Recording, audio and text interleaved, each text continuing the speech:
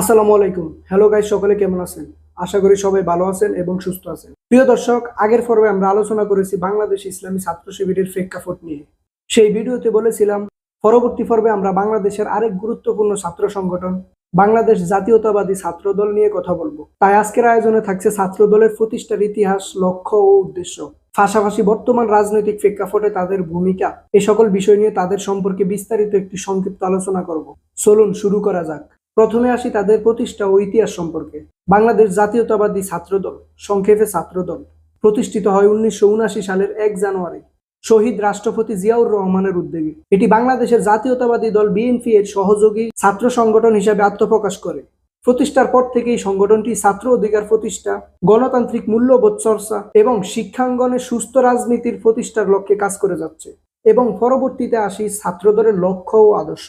ছাত্রদলের প্রধান লক্ষ্য হলো ছাত্র সমাজকে শিক্ষিত, ঐক্যবদ্ধ ও প্রগতিশীল করে তোলা। তাদের মূল মন্ত্র হচ্ছে শিক্ষা, ঐক্য, প্রগতি। তারা এই তিনটি স্তম্ভের উপর প্রতিষ্ঠিত।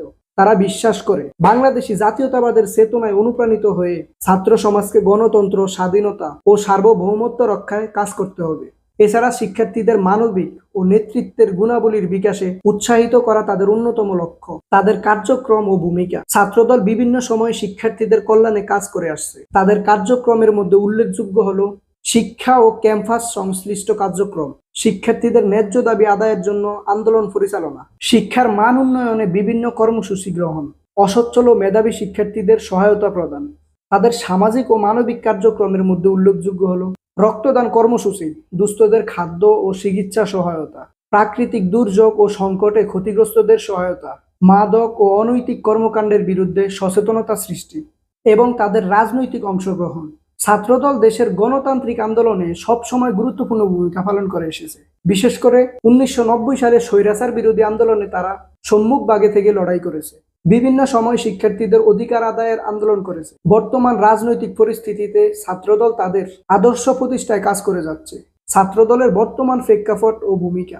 বর্তমানে ছাত্রদল রাজনৈতিক, সামাজিক, শিক্ষামূলক নানা ইস্যুতে তারা সক্রিয়ভাবে কাজ করছে।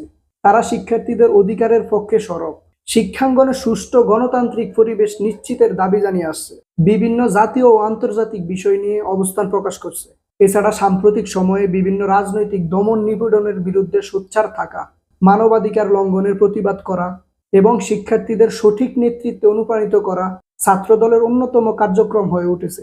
বাংলাদেশ জাতীয়তাবাদী ছাত্রদল তারা প্রতিষ্ঠার শুরু থেকেই শিক্ষার্থীদের স্বার্থ রক্ষা, গণতান্ত্রিক মূল্যবোধ প্রচার এবং ছাত্র রাজনীতিতে গুরুত্বপূর্ণ ভূমিকা পালন করে আসছে। নানা চড়াই উতরাই পেরিয়ে সংগঠনটি এখনো শিক্ষার্থীদের অধিকার আদায়ের লক্ষ্যে কাজ করে যাচ্ছে।